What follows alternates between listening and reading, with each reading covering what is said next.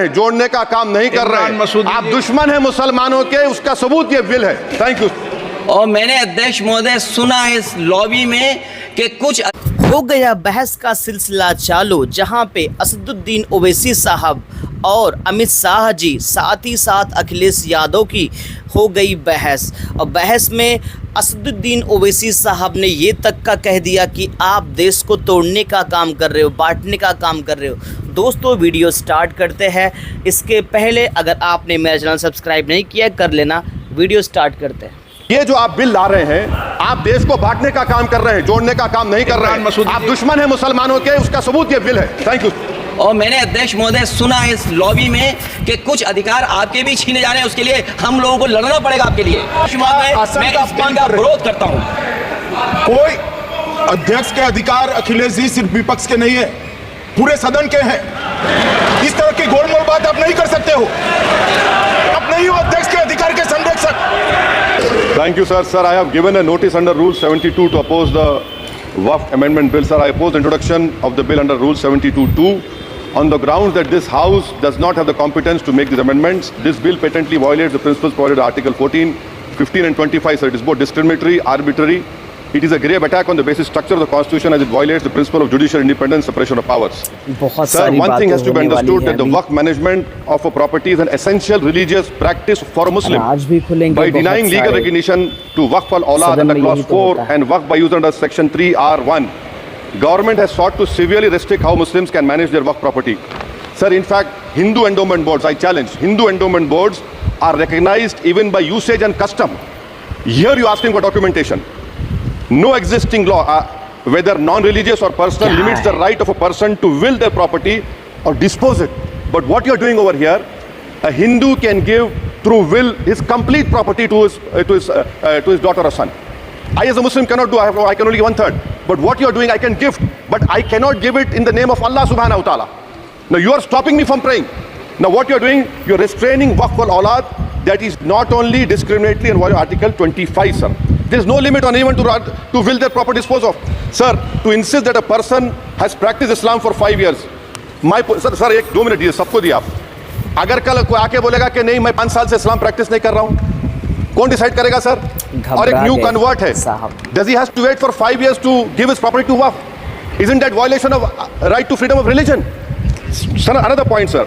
Now, no such provision exists for Hindu endowment or Sikh Gurdwara Prabandhak Committee. Now, irony of the amendment, sir, is that non-Muslims can become member of CWC, SWB, but he cannot dedicate Waqf. Arbitrary. Why is arbitrary? Sir, existing law protected the status of registered Waqf properties. You have replaced that by empowering collector to determine title. You are violating principle of rights of justice that one may not be a judge in their own cause. Section 61. If DM says to Matawalli, make this masjid as a government property, if does not listens, punishable offence. This is against separation of powers, part of which basic structure. This bill excludes tribunal decisions from being final. If collector has been replaced by tribunal, and who's going to sit in the tribunal? A retired government judge and a retired government employee. How can the nominee be a part of this composition, sir? In our okay.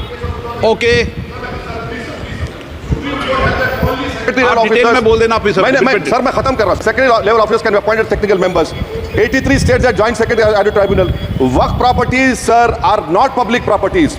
By removing Waqf by user, this government wants to take over dargah, masjid and Waqf properties. Sir, take this example of 107. You have made it more difficult to be removed. Encroachment happens. Section 37 removes protection to Waqf properties. Section 40 prejudicial amendments. And the government is, sir, government बोल रही है, sir मैं खत्म कर रहा हूँ sir, आधा minute. Government कह रही है कि हम महिलाओं को दे रहे हैं। मुझे यकीन है कि आप बिल्किस बानो को और ज़किया जाफरी को मेंबर बनाएंगे, मुझे यकीन है। मैं आपसे जानना चाह रहा हूं सर कि ये जो आप बिल ला रहे हैं, आप देश को बांटने का काम कर रहे हैं, जोड़ने का काम नहीं कर रहे हैं। आप दुश्मन हैं मुसलमानों के, उसका सबूत ये बिल है। Thank you sir. माननीय अध्यक्ष जी, क्योंकि इस संशोधन विधेयक 2024 को खुला बोल विरोध दिया करता हूं। दुश्मन है मान्यवर, मुसलमानों के। हम लोग संविधान की कसम खा करके आए और इस संविधान की धज्जियां इस विधेयक के अंदर उड़ाने का काम किया जा रहा है। आर्टिकल 15 के अंदर धर्म, नस्ल, जाति, लिंग, जन्म स्थान के आधार पर भेदभाव करने को, मान्यवर मैं आपकी हंसी को समझ रहा हूं, लेकिन ये बहुत गंभीर और महत्वपूर्ण विषय है। अभी हमारे माननीय सदस्य कह रहे थे कि मंदिर और मस्जिद के मसलों में फ़र्क नहीं कर पा रहे। मैं बताना चाहता हूं, वक्फ बोर्ड मस्जिदों का प्रबंधन करने का काम करता है।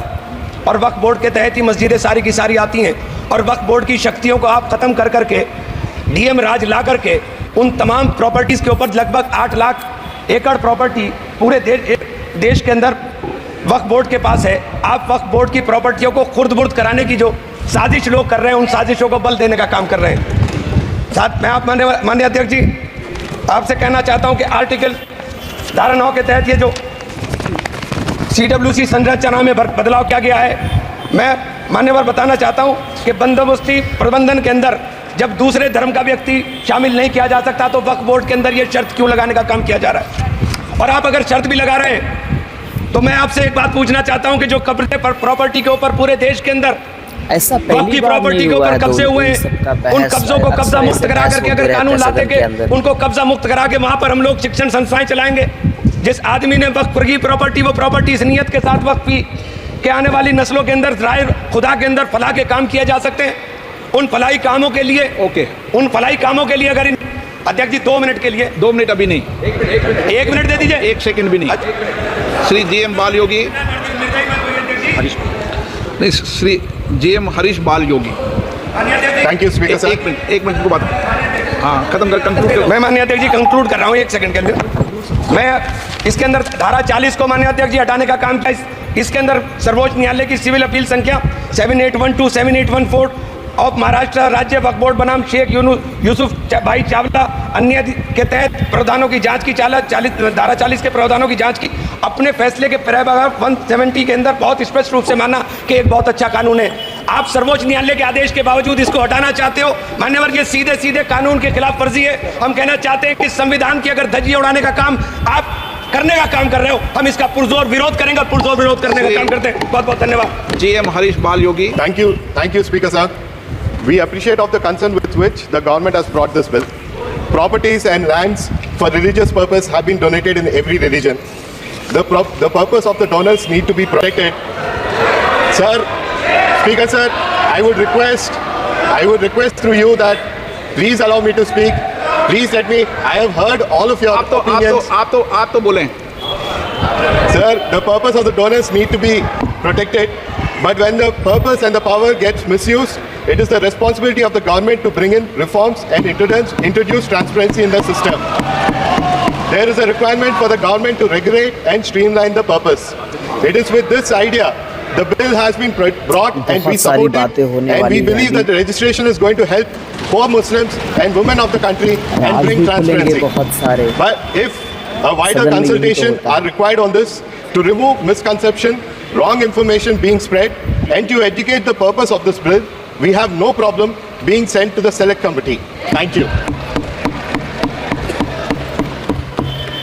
माननीय नोटिस आए हैं, वो 1-1 मिनट में अपनी बात को कह दें। क्या है? 1 मिनट। अखिलेश जी आप बोलना चाहते हैं? मैं अध्यक्ष जी बहुत धन्यवाद देना चाहता हूँ आपका।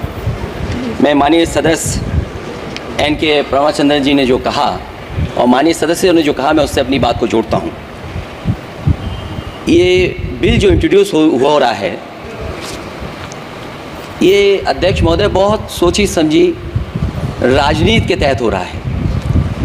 अध्यक्ष महोदय, जब लोकतांत्रिक तरीके से चुने जाने की पहले से प्रक्रिया है तो उसको नॉमिनेट क्यों किया जा रहा है?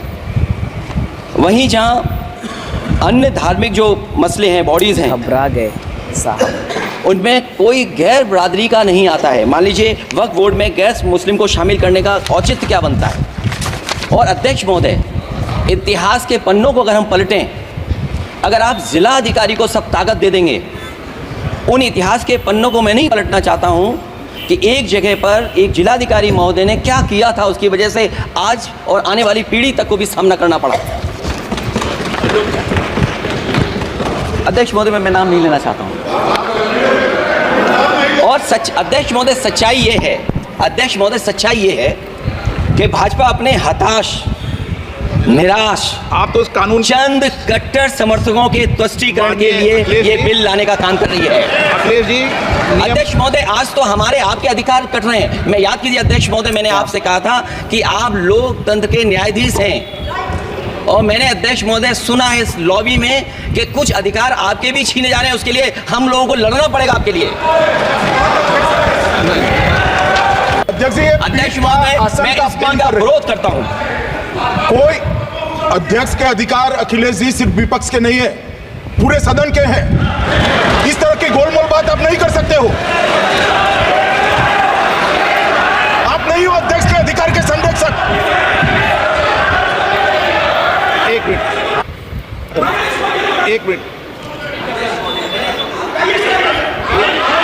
एक मिनट प्लीज। ये इसलिए लाया जा रहा अध्यक्ष महोदय, अभी हारे हैं 70, अध्यक्ष महोदय, अभी अभी हारे हैं। Okay, no. और दरअसल ये चाहते हैं, वीडियो बहुत ही ज़्यादा वायरल हुआ है इनका,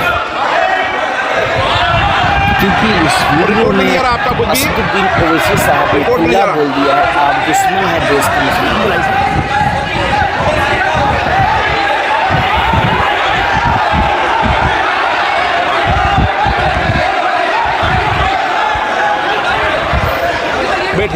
बैठिए। माननीय सदस्यगण प्लीज।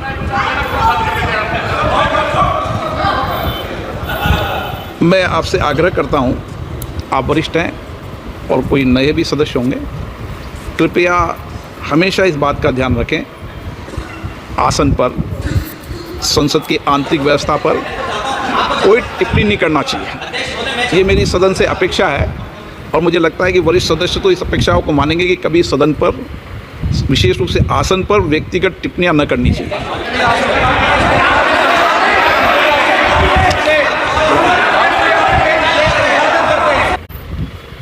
दोस्तों, ये हुआ था बहस इन सब में, और मेरे ख्याल से मेरा ओपिनियन ये है कि देश के भले ही हिंदू हो, मुस्लिम हो, कोई भी जात हो, सिख हो, ईसाई हो, हर किसी को एक नज़र से देखना चाहिए। भले कोई भी पॉलिटिशियन हो, कोई भी आ जाए, कोई प्रॉब्लम नहीं है। बस एक देश की बात, जो देश की जनता है उसकी बात सुननी चाहिए, मेरे ओपिनियन से। बाकी आप भी अपना कमेंट शेयर कीजिए, आपके कमेंट्स बहुत इंपॉर्टेंट है, बहुत वैल्यूएबल है हमारे लिए। और अगर आपने पूरी वीडियो नहीं देखी है तो डिस्क्रिप्शन में ओरिजिनल वीडियो का लिंक दे दिया हुआ है, वहाँ से जाके पूरी वीडियोस आप देख सकते हो।